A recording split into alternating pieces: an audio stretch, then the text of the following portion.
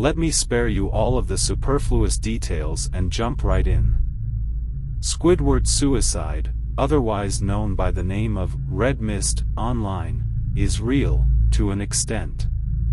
Let's just say that although the story you're all familiar with is loosely based in reality, many of its more gruesome plot devices are intentionally hyperbolic.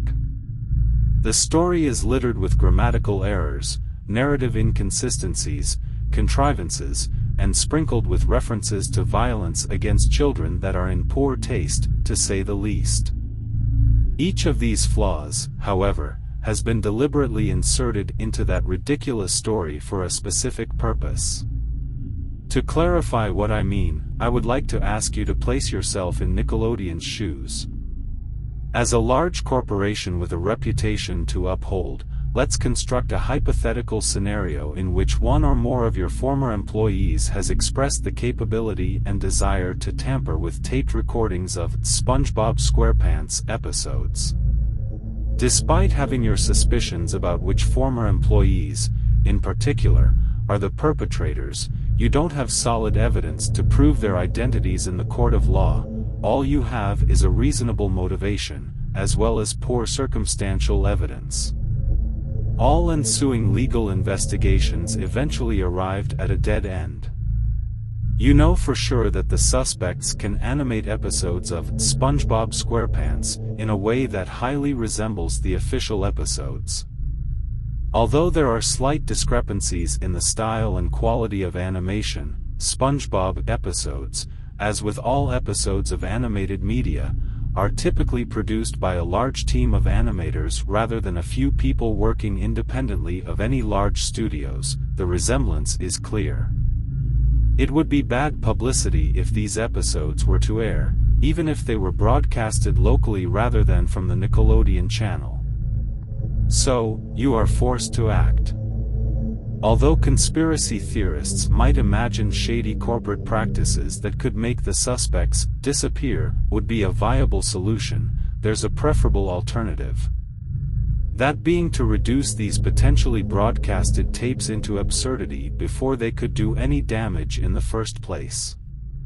Meeting this end is especially important, as whispers of rare and disturbing episodes of SpongeBob SquarePants have already begun. Although you can use your influence to try and snuff these whispers out, doing so for years on end would be far too tedious of a task. Eventually, rumors would slip through the crevices of your iron fist, and it would all go downhill from there. The writers and animators for large studios aren't just working out of hobbyism. These people have dedicated their lives to their craft, spending years honing their skills so that one day, they may be offered the chance to work on a project that will stand out in their portfolio. Unlike Nickelodeon studio executives, they aren't just in it for the money. They have a genuine love for what it is they do. Imagine being in their position, enduring the stress and abuse they have gone through, and then having the vision they shared with the creator of the project they worked on rejected. Imagine the frustration they must have felt as they chose to leave the studio they had once considered to be their big break. Imagine the sheer resentment they held inside of them. Then, realize that anger had been magnified dozens of times as they echoed each other's agitation amongst one another. The first of the Red Mist tapes arrived just days after the inciting incident. This would initiate the pattern that would be consistently displayed in these tapes. For the most part, they displayed normal SpongeBob SquarePants episodes. Then, often in the middle section of the program, a custom animation would be spliced into the episode. The first tape, labeled Red Mist, started off fairly mundane prior to the animation splicing. It was only upon reaching the middle of the episode that the screen flickered and the animation quality somewhat decreased. The screen depicted Sandy's helmet cracking before her suit was promptly filled to the brim with water.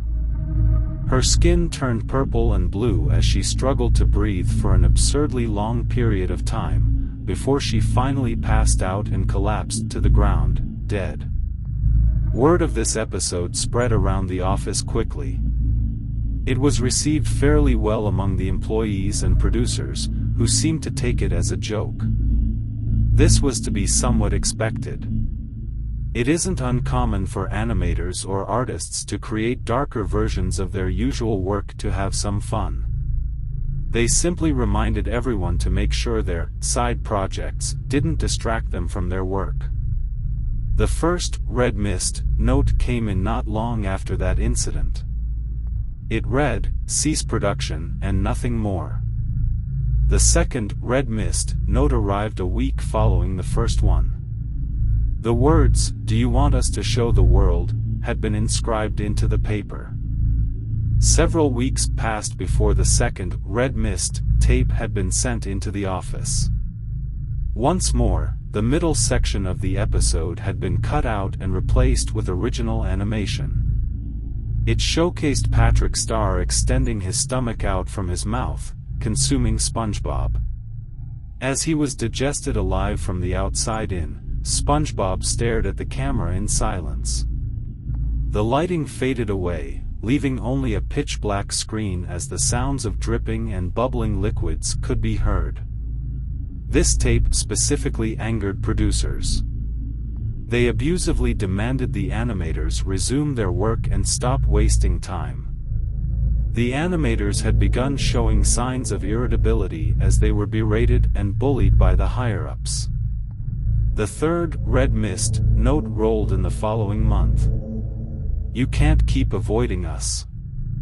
The producers decided to stop allowing chatter about the notes and tapes to continue around the office. They reasoned that if they didn't give whichever mischievous employees were responsible for the events that were occurring any attention, they would get bored and stop. This, obviously, did not work. The fourth red mist note contained the words, "Broadcasting soon and nothing more." This time, it was accompanied by the third red mist tape. This tape was different from the rest. The entirety of the episode featured the main cast and several background characters having been snagged through the jaw by the fishhooks which frequented the show. Their eyes had rolled upwards, and they delicately swung back and forth. Though the tape was dead silent for the first half of the episode, the faint sound of ocean waves could be heard during the latter half. Although the contents of the tape and the note were not officially disclosed to the employees, that information still made its rounds among the workers. It seemed as if a few people at the top felt obliged to leak such things. The producers hadn't fully considered that those who remained at the studio weren't entirely loyal to them. Still, it appeared as if the message was finally getting through.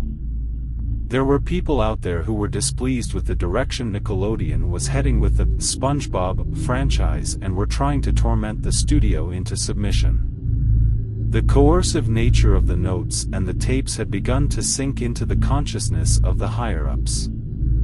They understood the threat of having such uncomfortable content associated with their brand released to the public. We could all see the worry in their faces as each day passed. The thought of having to explain this all to the public if the tapes were spread among the masses filled them with dread.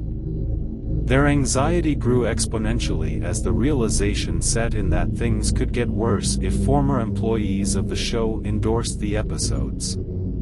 Finally, the next tape came in. I was one of the few to have seen the Squidward suicide episode. I can confirm that of everything written about it in the original story, only two elements are true. One, that Squidward did in fact sit on his bed, holding a gun inside of his mouth. Two, that a voice did speak in the background. At first, the voice only produced faint, incoherent murmurs. As the tape continued, however, it picked up in intensity and pace. The voice spoke quickly, shouting the same phrase on loop. "Do it. Do it. Do it. Just do it." Upon the fifth repetition of the voice, a large blast could be heard as the sound of gunfire erupted from the speakers. Squidward's head caved in as the bullets entered his skull, spraying his brain matter all over the wall in the background. The camera proceeded to zoom in to his lifeless corpse as the sound of ocean waves played ever so softly. The voice had ceased, and mere moments later the episode ended. That sent the producers into a frenzy. They proceeded to question those who were in the immediate vicinity, attempting to figure out who had been responsible for those tapes having been delivered to the higher-ups. It was obvious to them that there were people on the inside cooperating with those on the outside. After all, it wasn't like the prior disgraced writers and animators had just waltzed on in and handed the tapes and notes off themselves. It was clear that they had eyes and ears within the studio. They briefly questioned me, but soon realized I was unlikely to have been involved.